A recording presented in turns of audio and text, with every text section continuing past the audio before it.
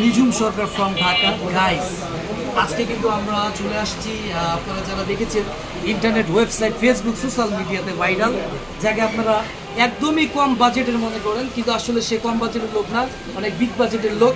Big বাজেটের লোক না হলে গাইস জাহেদ খানের মতো লোককে আমেরিকান কোনো জায়গায় জেমসের সাথে এত বড় বড় তারকাদের সাথে কিন্তু শো করানো হতো না। সো আমরা কিন্তু সেই জাহেদ খানের কথা বলতেছি না, সোশ্যাল মিডিয়াতে ভাইরাল, সে আমাদের উত্তরবঙ্গের অহংকার, আমাদের লো বাজেটের জাহেদ খান আজকে আমাদের সাথে।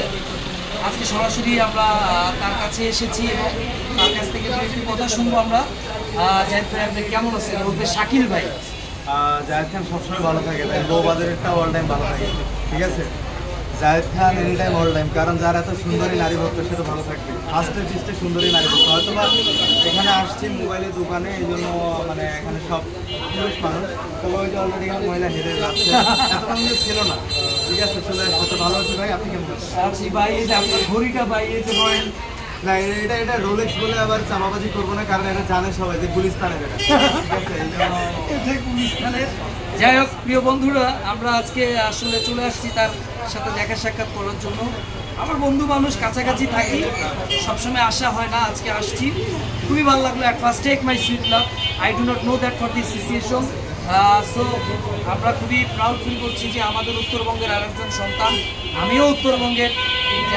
আমার ভিডিও যারা দেখেন তারা হয়তো বা আমাকে অতটা মেলাতে পারবেন না, কারণ আমার ভিডিওতে একটু ওই ফিল্টার মেরে হয় না, মানে একটু দেখতে অন্যরকম লাগে। এখনো সুন্দর দেখা যাচ্ছে, এখনো সুন্দর দেখা যাচ্ছে, সুন্দরের শেষ নেই আসলে।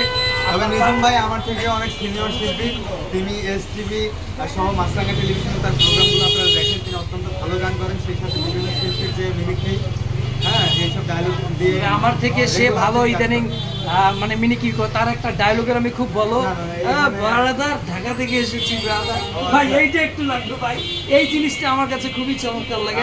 ব্রাদার ঢাকা থেকে আসছি, আমার প্রায় ভিডিওতে দেখেন যে আমি ওই ঢাকা থেকে আসছি, ঢাকা গ্রামের ভাই আপনার ওই যে হাতনিটা ভাই একটুখানি ভাই ওনাদের দোকানে ওনাদের অনুমতি না নিয়ে কাজটা করতেছে। আচ্ছা যাই হোক, সমস্যা নেই, ইনশাল্লাহ আরো পরবর্তীতে আমরা একসঙ্গে কাজ করবো। আমার ডায়লগ এরকম যে ভাই bro what news your skills, তো ভাইয়া তোমরা তো গ্রামে তোর মূর্খ বরবাদ ছোট লোক স্পোকিং নি, তো তারপরে যে তোমাদের সাথে যে হ্যান্ডশেক করলাম, তারপরে সময় ব্যয় করলাম, এটা তোমাকে আমার জীবন থেকে 5 মিনিট হারিয়ে গেল। তারপর আমার আফসোস নেই, আবারও আসবো ঢাকা থেকে। যখন ব্যাক করবো তোমরা ওই যে আমার জন্য গ্রিন টিটা একটু ব্যবস্থা করে রেখো, আমি আবার ফুচকা, কফি এগুলো কালারফুল ছাড়া খাই না, পিঙ্ক কালারের যে কফিটা হয় না, আচ্ছা আচ্ছা, এটা একটু বেশি খেতে পছন্দ করি। তো নিজের ভাই কিন্তু আমার কাঠগড়া আসছে, কিন্তু কাঠগড়ায় আফসোস সেই গ্রিন টি এবং বেগুনি কালার ফুচকাটা পাওয়া যাচ্ছে না, এখানে পর্যাপ্ত নয়েজ আর কথা বুঝতে।